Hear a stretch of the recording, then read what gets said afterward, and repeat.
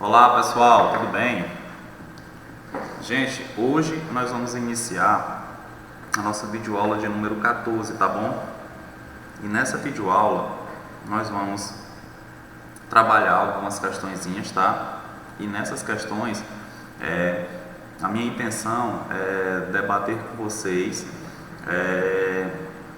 questões relacionadas aos temas que a gente trabalhou agora por último, sobre a Revolução Francesa, tá bom? Para a gente ir exercitando, até que a gente consiga fazer um grande número de questões para que a gente consiga alcançar as nossas metas, né? Porque não adianta nada a gente ficar aqui dando conteúdo para vocês, conteúdo, sendo que na realidade vocês precisam responder questões. Essas questões elas foram elaboradas por mim, tá bom? E aí a gente vai respondê-las, né, e debatê-las.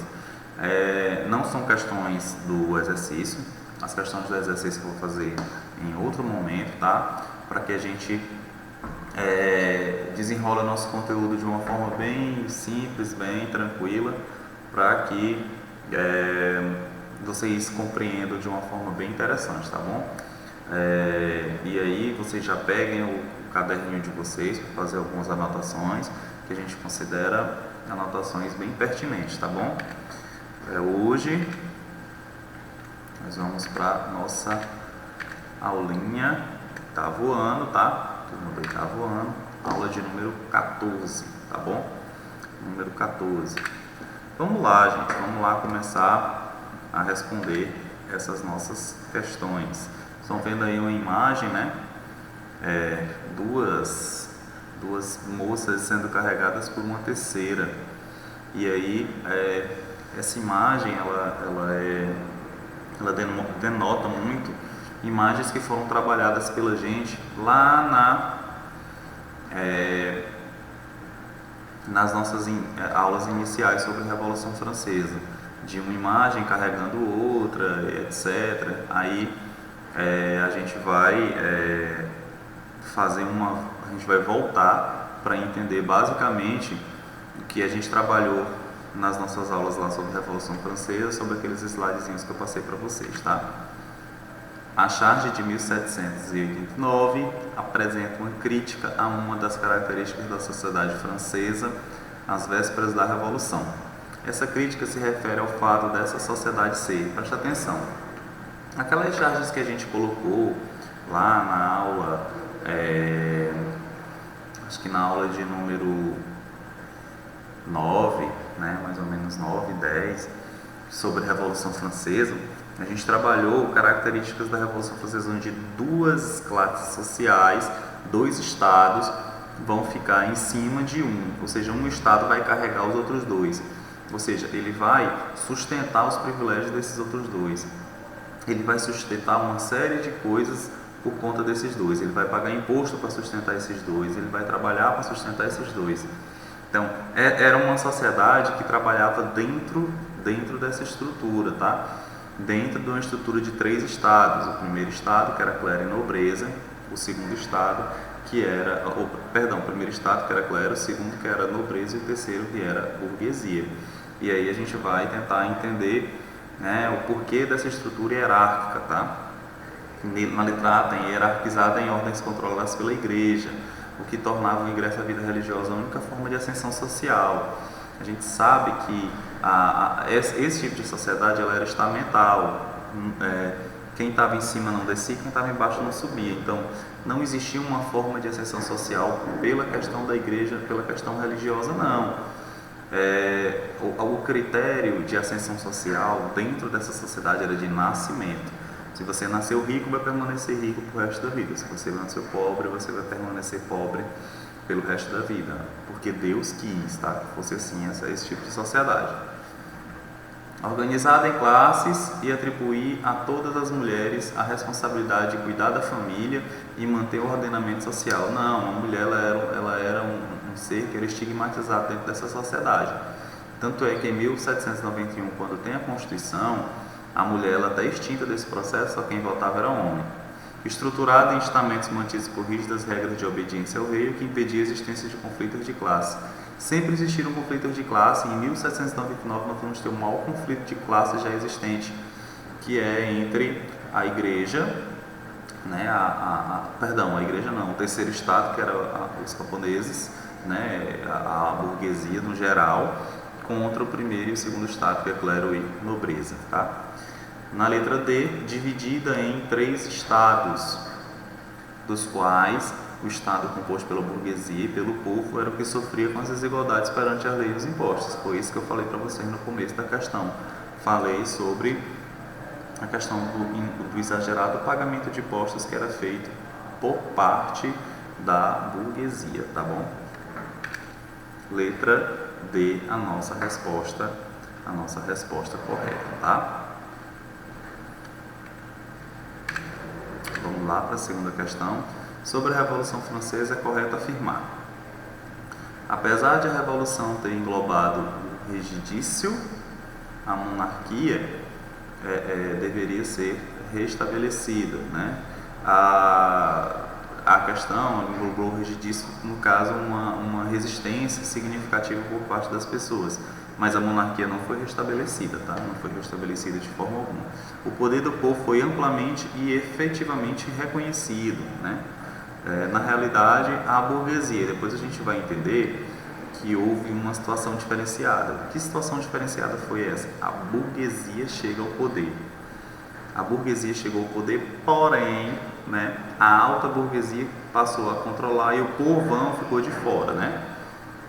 A concessão de honras e privilégios em função do nascimento deveria ser mantida. Não. Essa estrutura que permaneceu lá era uma estrutura feudal que permaneceu durante séculos. Quando chegou da Revolução Francesa, isso aí foi retirado, tá? Foi abolido os direitos feudais, restabelecido o direito pela terra, enfim, propriedade privada. A Constituição estabeleceu o sufrágio censitário. O sufrágio censitário é o voto para quem tinha renda. Se vocês forem voltar lá atrás, vocês vão entender que eu debati muito sobre isso, sobre o problema maior da Revolução Francesa foi isso. Foi eles terem estabelecido o voto censitário. Esse voto censitário vai fazer com que só a alta burguesia tenha privilégios. A pequena burguesia, os camponeses, os sans-culottes, vão ficar de fora desse contexto, tá? Com a distinção entre cidadãos, é óbvio. O que vai distinguir o cidadão do outro? Sua renda, seu poder aquisitivo, dentro de uma série de coisas. E não era para ser assim, né? Dentro de uma sociedade, o voto deveria ser universal. Não se deveria distinguir voto de quem tem dinheiro e de quem não tem. Todos são iguais perante a lei, na realidade, não é isso? Mas na Revolução Francesa ficou estabelecido esse voto censitário. Por isso que houve aquela discordância entre jacobino e girondino. O jacobino, que representava a grande massa camponesa, os sans-culottes, não aceitou o estabelecimento desse voto censitário por parte dos girondinos. E aí o conflito entre eles começou a se acender, tá? A crise que motivou a Revolução foi restrita apenas aos aspectos políticos? Não, político, falei muito na aula, político, econômico e social, não apenas para o lado político. Então, você vai marcar aí a letra D, tá? Letra D. A discussão da liberdade que distinguia nas minas os cativos dos homens livres já está no vocabulário antes do século XIX, na Revolução Francesa. A Revolução Francesa se utilizou principalmente da retórica da liberdade para proibir que a América colonial tivesse escravos, implantar de vez o capitalismo junto aos nobres franceses, enganar os camponeses que desejavam viver nas cidades, unir a sociedade francesa ao redor após a decapitação do rei. Vamos ler novamente. A discussão da liberdade que distinguia nas minas os cativos dos homens livres já estava no vocabulário antes da Revolução, antes do século XVIII, na Revolução Francesa. A Revolução Francesa se utilizou principalmente da retórica da liberdade para... O que foi que os líderes da Revolução Francesa fizeram, eles se uniram, né? Tiraram o rei de cena. Após tirar o rei de cena, eles quiseram unir toda uma sociedade, todo um estado, né, que estava totalmente separado desde os primórdios dos privilégios e da participação política. O que foi que aconteceu? Depois da decapitação do rei, de tirarem o rei de cena, e aí a sociedade francesa se uniu, mas na realidade o desejo era unir a sociedade francesa, né? Os ideais da Revolução Francesa, além de igualdade e fraternidade, tinham lá o da liberdade. Essa retórica da liberdade era uma retórica que era utilizada pela união, vamos unir o povo através da decapitação do rei. E isso foi o que aconteceu, né? Nós vamos marcar aqui na nossa letrinha D de dado, tá bom?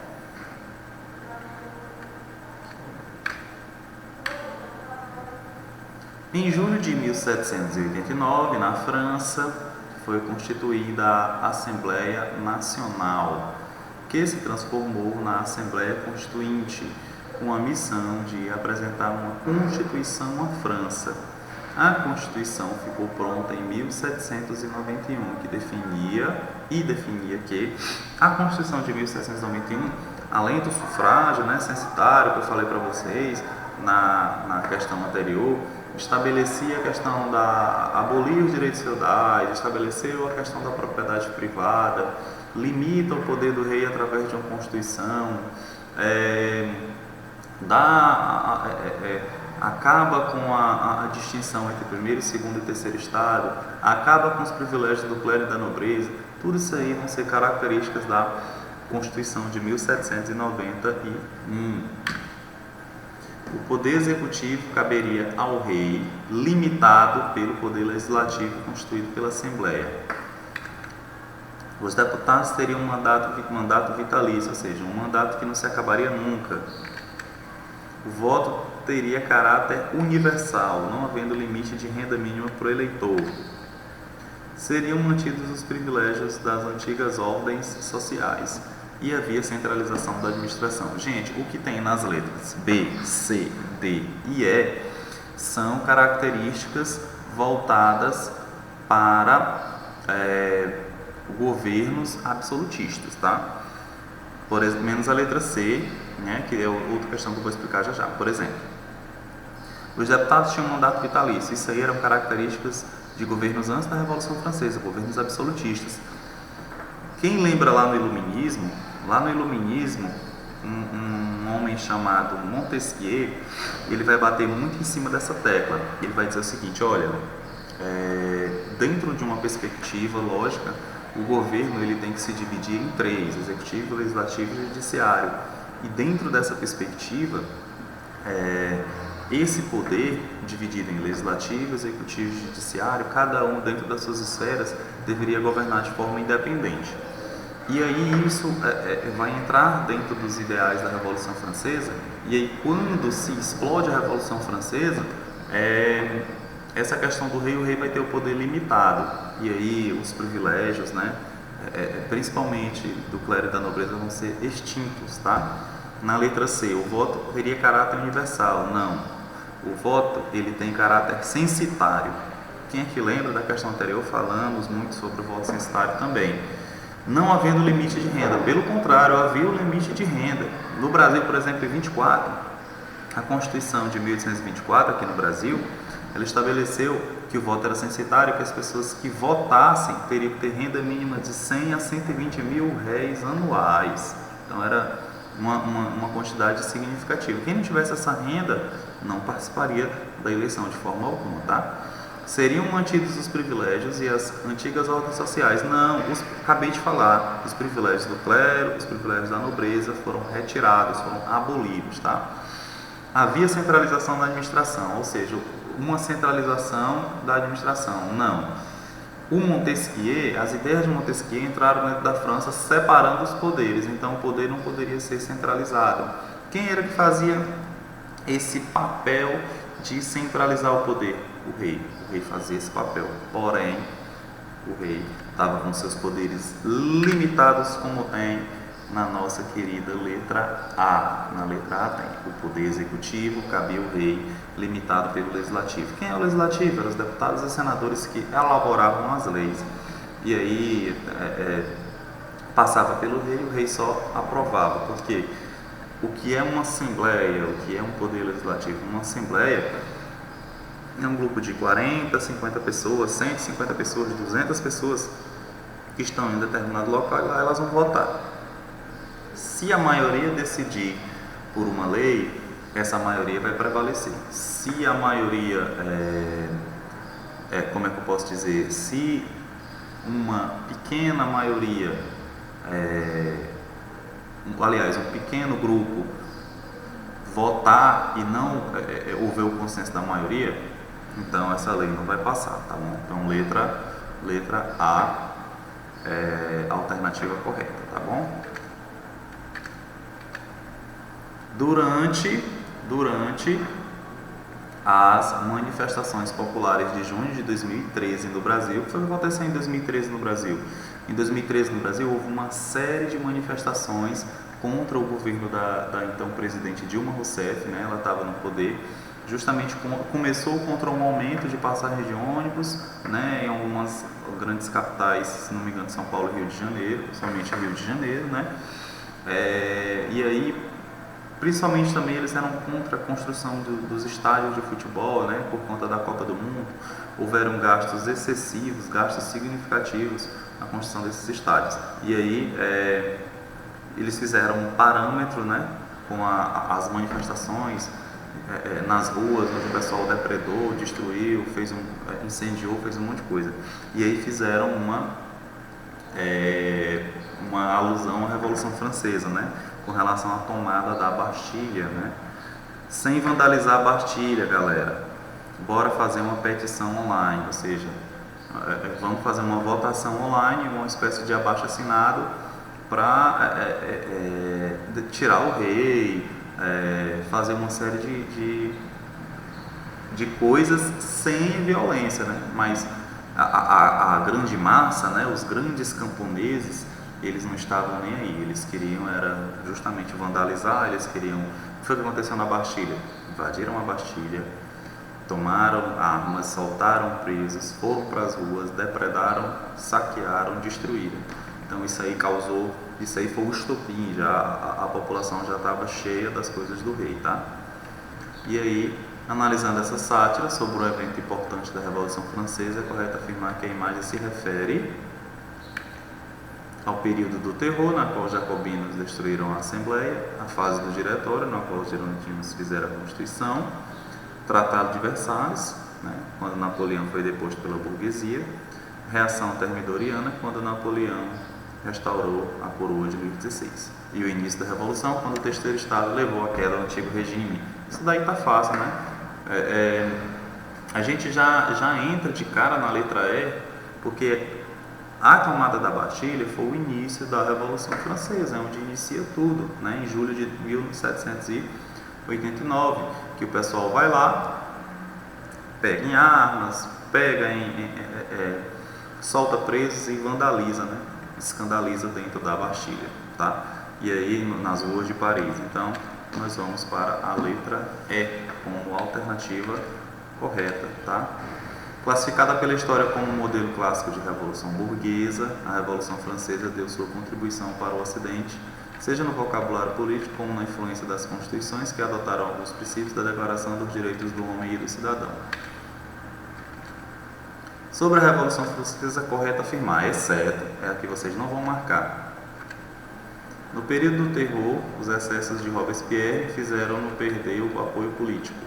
Posteriormente, o próprio Robespierre foi guilhotinado. Isso aí foi correto. Falei para vocês que o Robespierre foi o cara que acendeu todo aquele terror, todo aquele ódio, né, pela questão da guilhotina na Revolução Francesa e acabou sendo morto, né, acabou sendo guilhotinado pelos próprios colegas, aliás, pelos girondinos, tá?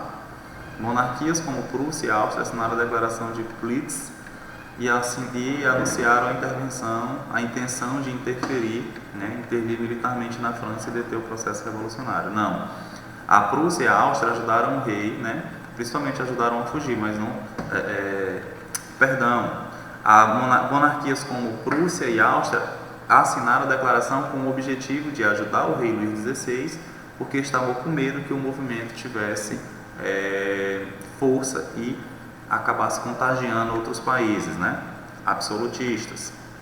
A Assembleia Nacional aboliu as taxas e impostos que recaíam sobre os campesinatos, né, sobre os camponeses, acabando com os vestígios do feudalismo que ainda perdurava em várias regiões francesas. E a Assembleia Nacional, com esse objetivo da rebelião não tomar, né, uma proporção gigantesca, ela acabou aprovando essas leis, né, e aí, mas infelizmente não deu no que, como é que eu posso dizer, já tinha sido tarde demais, o pessoal já estava com ódio já, né.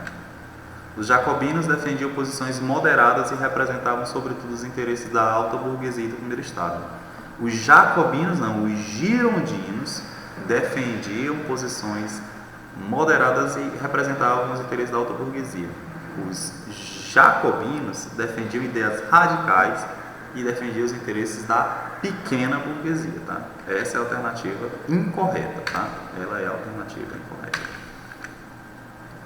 Luís XVI continua sendo rei à frente de uma monarquia, no entanto, ele não é o mais soberano absoluto pela graça de Deus, que sim dos reis franceses, que lhe confiam um cargo de soberania nacional, isto é, os súditos se tornaram cidadãos. Essa mudança da condição do rei ocorrida durante a Revolução Francesa corresponde ao consulado, que representou a chegada dos militares franceses ao poder, a guerra contra os países vizinhos, que levou os franceses a apoiar o seu monarca, ao período do terror, que iniciou a perseguição aos nobres e eliminou os resquícios feudais, a instalação de uma monarquia constitucional que substituiu o antigo regime, e ao diretório, que encerrou as perseguições à nobreza e restabeleceu a monarquia. Monarquia constitucional tira o rei, né? E o objetivo é que uma constituição ela se sobrepujasse ao rei, tá? Uma constituição ela fosse superior ao poder do rei. Isso é algo que sintetiza a Revolução Francesa, tá? Gente, vou encerrando por aqui, tá? Espero que não tenha ficado nenhuma dúvida. Na próxima aula nós vamos começar a corrigir os exercícios do livro, tá bom? Um abraço e até mais.